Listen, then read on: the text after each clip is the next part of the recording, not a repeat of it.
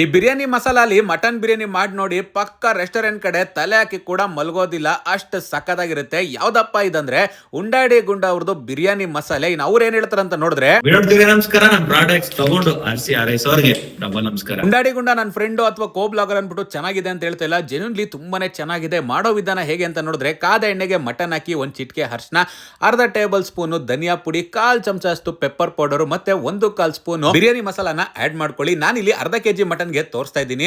So ಅಳತೆಗೆ ತಕ್ಕಂಗೆ ನೀರನ್ನು ಕೂಡ ಇದರಲ್ಲೇ ಆಡ್ ಮಾಡ್ಕೊಂಡು, ರುಚಿಗೆ ತಕ್ಕಷ್ಟು ಉಪ್ಪನ್ನು ಕೂಡ ಆಡ್ ಮಾಡ್ಕೊಂಡು ಒಂದು 5 ವಿಸಿಲು ಬೇಯೋದಕ್ಕೆ ಇಟ್ಬಿಡಿ. ಅಷ್ಟರಲ್ಲಿ ಇನ್ನೊಂದು ಕುಕ್ಕರ್ ಅಲ್ಲಿ ಕಾದ ಎಣ್ಣೆಗೆ ಪಲಾವ್ ಸಾಮಾನು, ಈರುಳ್ಳಿ, ಹಸಿಮೆಣಸಿನಕಾಯಿ, ಶುಂಠಿ ಬೆಳ್ಳುಳ್ಳಿ ಪೇಸ್ಟು, ಟೊಮೆಟೊ ಇದೆಲ್ಲಾನು ಹಾಕೊಂಡು ಚೆನ್ನಾಗಿ ಫ್ರೈ ಮಾಡ್ಕೊಬೇಕಾಗತ್ತೆ. ಅದಾದ್ಮೇಲೆ ಬೇಯಿಸ್ಕೊಂಡಿರೋ ಮಟನ್ನ ತೆಗೆದು ಇದ್ರಲ್ಲಿ ಹಾಕ್ಬಿಟ್ಟು ಫ್ರೈ ಮಾಡ್ಕೊಳ್ಳೋದ್ರ ಜೊತೆಗೆ ಒಂದ್ ಚಿಟಿಕೆ ಮತ್ತೆ ಅರಿಶಿನ, ಅದ್ರ ಜೊತೆಗೆ 1 ಟೇಬಲ್ ಸ್ಪೂನ್ ಅಷ್ಟು ಪೆಪ್ಪರ್ ಪೌಡರ್ ನ ಹಾಕೊಳ್ಳಿ, 1 ಟೇಬಲ್ ಸ್ಪೂನ್ ಧನಿಯಾ ಪುಡಿ ಮತ್ತೆ ಒಂದು 2.5 ಇಂದ 3 ಚಮಚ ಅಷ್ಟು ಬಿರಿಯಾನಿ ಮಸಾಲಾನ ಆಡ್ ಮಾಡ್ಕೊಂಡು, 1 ಲೀಟರ್ ಮೊಸರು ಪ್ಯಾಕೆಟ್ ಅಲ್ಲಿ ಅರ್ಧ ಭಾಗ ಅಷ್ಟು ಹಾಕೊಂಡು, ಅದ್ರ ಜೊತೆಗೆ ಪುದೀನ ಕೊತ್ತಂಬರಿ ಎಲ್ಲ ಹಾಕಿ ಚೆನ್ನಾಗಿ ಫ್ರೈ ಮಾಡ್ಕೊಳ್ಳಿ.